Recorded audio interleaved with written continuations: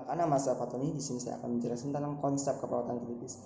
Yang pertama, pengertian. Kritis adalah penilaian dan evaluasi secara cermat dan hati-hati terhadap suatu kondisi krusial dalam rangka mencari penyelesaian jalan keluar.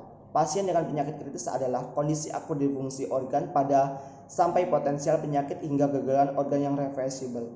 Pasien kritis dibagi menjadi dua, yaitu akut dan kronis. Pasien kritis akut adalah pasien yang membutuhkan pemulihan kembali secara cepat. Sedangkan pasien kritis kronis merupakan pasien bisa dilihat dari lamanya penggunaan ventilator dan tracheostomi. Keperawatan adalah diagnosis dan respon-respon terhadap masalah kesehatan baik aktual ataupun potensial.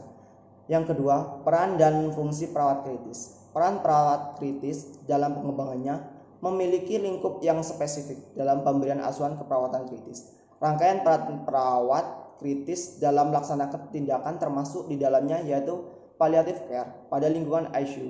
Peran perawat pada unit keperawatan kritis dapat sebagai yang pertama, manajer ruangan, yang kedua perawat edukator, yang ketiga pemberi askep kritis, yang keempat advokasi pasien dan keluarga. Peran perawat kritis dapat juga dilakukan pada area dalam dan luar keperawatan atau insert eksternal skop diantaranya sebagai konsulan, advanced palliative atau nurse, practitioner roles in ICU, trauma, emergency, critical care, autis, isolation, dan peneliti. Yang ketiga, EBN keperawatan kritis. Peran perawat dalam membuat keputusan secara klinis sangat penting dan efektif.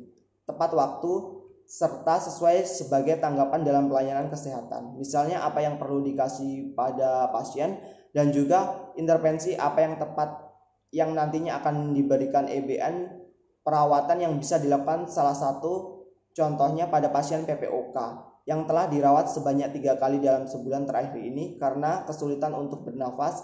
Dengan menit alat oksigen inilah pasien tidak melaksanakan sesak dan memperlancar pasien untuk bernafas. Yang keempat, end of life keperawatan klinis. End of life sendiri diberikan pada pasien yang menjelang ajal atau fase kritis dengan menerapkan teori-teori Peaceable of end of life, di mana pada teori ini mencakup konsep persiapan yang baik dan menghadapi kematian. Pasien terlantar dalam kondisi kritis yang memasuki fase of end of life sering dirawat di IGD. Kondisi tanpa ada keluarga yang mendampingi dan lingkungan IGD yang sibuk serta bising menjadi hambatan dalam perawatan end of life.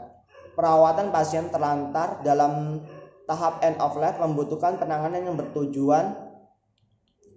bertujuan memberikan rasa nyaman, ketenangan, serta kedekatan dukungan sosial.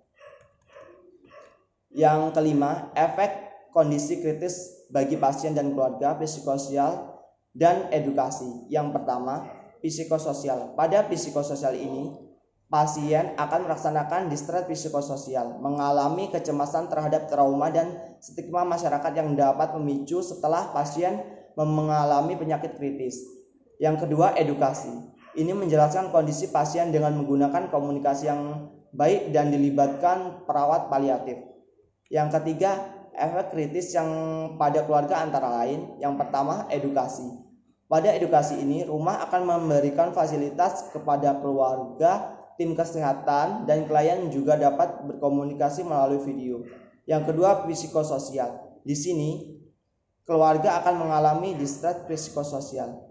Baiklah, itu penjelasan yang bisa saya jelaskan. Apabila ada kekurangan, saya mohon maaf. Saya ucapkan terima kasih.